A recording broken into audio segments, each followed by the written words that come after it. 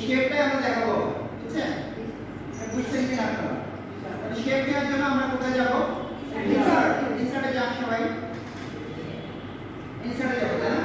আচ্ছা, আমাদের প্রথমে বুঝতে হবে যে আমাদের প্রয়োজনীয়তা আমরা কেন কি তৈরি করতেছি। আমাদের হচ্ছে এখন একটা দরকার এই যে সিডিটা, সিডির উপরে একটা কভার ফেলতে হবে, বুঝছেন?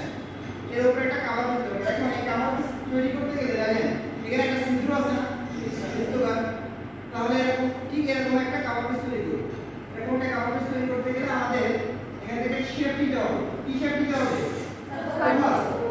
তাহলে ওখানে আমরা সিলেক্ট করলাম, সিলেক্ট করার পরে আমাদের প্লাস চিহ্ন আসছে, তাই না?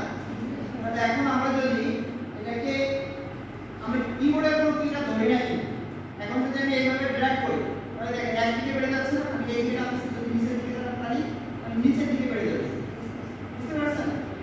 এই জন্য আমাদেরকে এই বৃত্তটা অথবা এই শেপটা হাইট এবং ওয়েট সমান অনুপাতে বৃদ্ধি করার জন্য আমরা একটা কিবোর্ড একটা কি চেপে তারপর টান দিব। এটার নাম কি? শিফট। আচ্ছা, তাহলে আমরা আবার যাচ্ছি ইনসার্ট শেপ, তারপর শিফট চেপে দেব, ধরে টান দেখেন হাইট ওয়েট কিন্তু সমানভাবে বৃদ্ধি পাচ্ছে, ঠিক আছে? আচ্ছা, এখন তারপরে আমাদের এটা তো এটা হচ্ছে পুরোটা হলো, কিন্তু এই যে ভিতরে সিম্পল করতে হবে, এটার জন্য আরেকটা শেপ দিতে হবে আমাদের। আবার একটা শেপ নেন, ইনসার্ট, ইনসার্টে যে কোথায় যাব? শেপস, ওভাল, শিফট ধরে ছোট করে একটা টান, দুটো কালারই এক হয়ে গেছে, তাই না?